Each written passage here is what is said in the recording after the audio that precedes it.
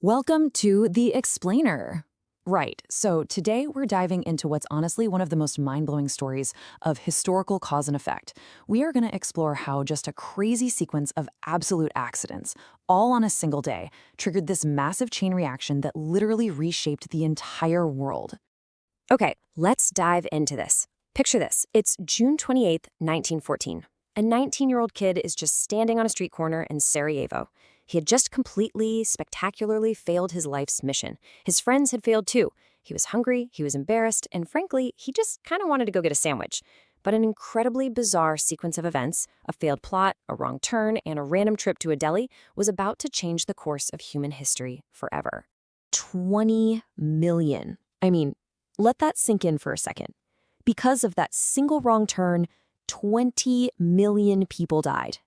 We're exploring the ultimate historical butterfly effect today, how a teenager practically accidentally started the deadliest war the world had ever seen up to that point.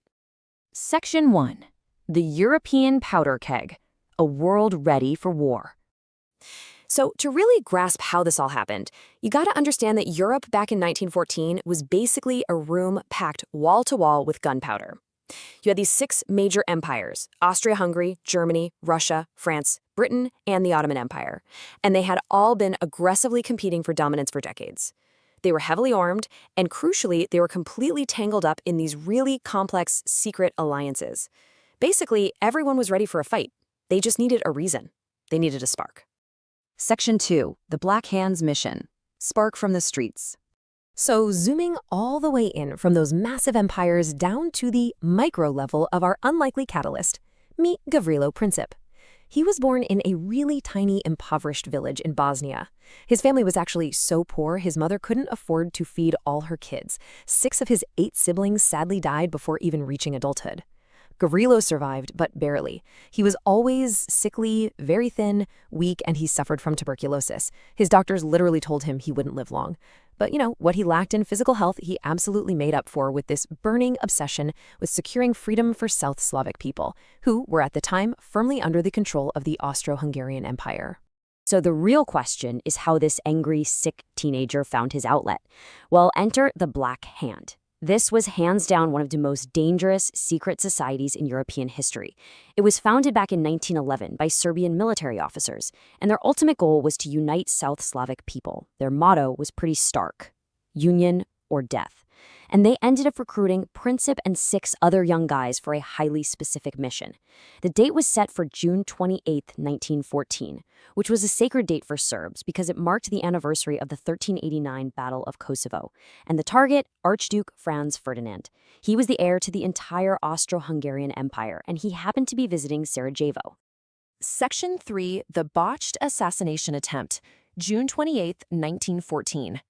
And this brilliantly illustrates how spectacularly a carefully laid, dramatic plan can completely fall apart in reality. The Archduke's motorcade is rolling through the streets of Sarajevo, broad daylight. First, the lead assassin completely loses his nerve. He just stands there, freezes, does absolutely nothing. Next, the second assassin actually manages to throw his grenade, but get this, it literally bounces right off the Archduke's car and explodes under the next car in the line, wounding 2 officers. The Archduke himself is totally untouched. Pure chaos erupts everywhere. The motorcade speeds away, and the remaining assassins, including Gavrilo, completely miss their chance. The whole mission was just a total bust. Section 4. The Fatal Wrong Turn, a Second Chance. So the plan is a complete disaster. Gavrilo is devastated. He walks away from his position in shock, and he wanders over to a shop called Schiller's Delicatessen to grab a sandwich and kind of figure out what to do with his life. But while Gavrilo is getting his sandwich, the Archduke makes a really fateful decision. He decides to change his plans to go visit those injured officers at the hospital. So his motorcade sets off again. But there's a huge problem. Nobody actually bothered to inform the lead driver about this sudden route change. So the driver mistakenly turns down the old route, Franz Joseph Street. Suddenly, the royal advisor realizes this massive mistake, and he starts shouting at the driver to stop and turn around immediately. The driver panics, slams on the brakes to reverse, and the car completely stalls out. Now, where exactly do you think this happened? Right in front of Schiller's Delicatessen, literally right in front of Gavrilo Princip. He was less than 5 feet away. Gavrilo couldn't believe his eyes. I mean, he had totally given up, and suddenly, the single most important target in all of Europe is sitting completely motionless right in front of him. Talk about fate handing someone a second chance in the most absurd, unpredictable way possible. Gavrilo pulls out his pistol. He fires 2 shots. The first one strikes Archduke Franz Ferdinand right in the jugular vein. The second hits his wife, Sophie, in the abdomen. Both of them would be dead within the hour. In a matter of seconds, this 19-year-old boy had just lit the fuse. Section 5. The Dominoes Fall. World at War. Let's move to and see how this builds with astonishing speed, because those 2 shots violently echoed across the entire globe. Within just 37 days of those 2 gunshots, those secret alliances we talked about, they triggered completely automatically. Austria-Hungary declares war on Serbia. Russia mobilizes its army to defend Serbia. Germany immediately declares war on Russia. France and Britain are pulled right in. A single local assassination on a street corner cascaded into a global conflict in barely a month. And the sheer human cost of this chain reaction? It was completely unfathomable. World War I dragged on for 4 grueling years. And the sobering reality is that 17 million people died. Another 20 million were wounded. Entire generations of young men were quite literally wiped out. And it didn't stop there. The political map of the world was entirely redrawn. We saw massive casualties, not just of people, but of global superpowers. 4 massive empires collapsed completely and just ceased to exist. The Austro-Hungarian Empire, the Ottoman Empire, the Russian Empire, and the German Empire. The old world order was entirely shattered, all because of those falling dominoes. But what actually happened to our catalysts? Let's go back down to the micro level one last time. Gavrilo Princip was arrested immediately after the shooting.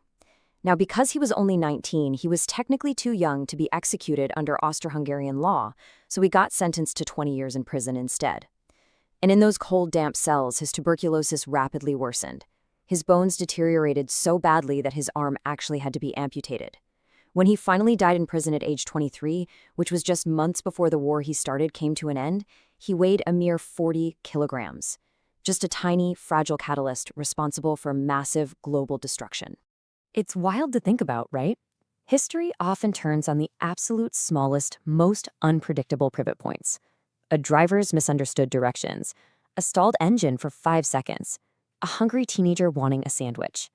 But the legacy of the person right at the center of it all remains fiercely contested even now. Was Gavrilo Princip a terrorist or a freedom fighter? I mean, he didn't plan to start a world war. He just wanted to free his people from an empire. Historians still hotly debate his legacy today, and we're not here to tell you which side is right. But we do want to know what you take away from this explainer. What do you think about this unparalleled historical butterfly effect? Thank you so much for joining me to explore this incredible story, and I will see you in the next explainer.